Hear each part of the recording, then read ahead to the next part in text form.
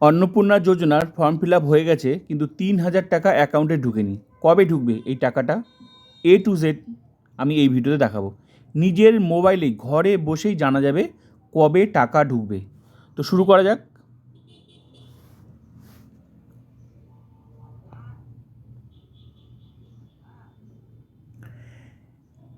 এগুলো মোবাইলে গুগলে সার্চ করে ক্লিক করতে হবে।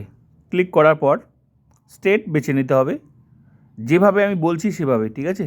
তারপর অন্নপূর্ণা ভান্ডার স্কিম পোর্টাল লিঙ্কে অপশানে ক্লিক করতে হবে। ক্লিক করে এই পেজটি আসবে। এখানে ট্র্যাক অ্যাপ্লিকেশন স্ট্যাটাস এখানে আসবে, একটা অপশন আসবে, এখানে ক্লিক করতে হবে। তারপর নিজের নাম নথিভুক্ত আছে কি না, ব্যাঙ্ক অ্যাকাউন্ট টাকা ঢুকেছে কি না, দুটোই জানা যাবে, বা নিজের নামটাও আছে কি না সেটাও জানা যাবে। Next step by step, track application স্ট্যাটাসে ক্লিক করলে, এটাতে এই অপশনে ক্লিক করলে সার্চ ইউজিং অপশন আসবে, ঠিক আছে? এখানে সিলেক্টে নিজেদের ফোন নাম্বার বা আধার নম্বর কিংবা ব্যাঙ্ক অ্যাকাউন্ট নম্বরের যে কোনো একটি অপশনে ক্লিক করবেন। এরপর ইন্টার ভ্যালুতে সেই নম্বরটি দেবেন।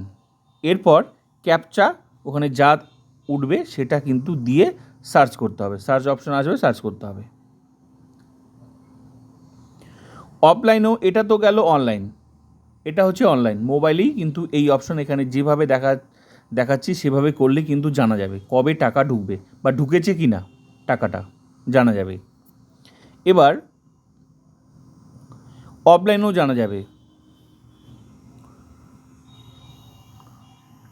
এক্ষেত্রে আপনাকে বা পরিবারের কাউকে স্থানীয় ব্লক অফিস বা পুরসভা অফিসে গিয়ে আবেদন গ্রহণের রসিদ দেখিয়ে তথ্য জেনে নিতে হবে।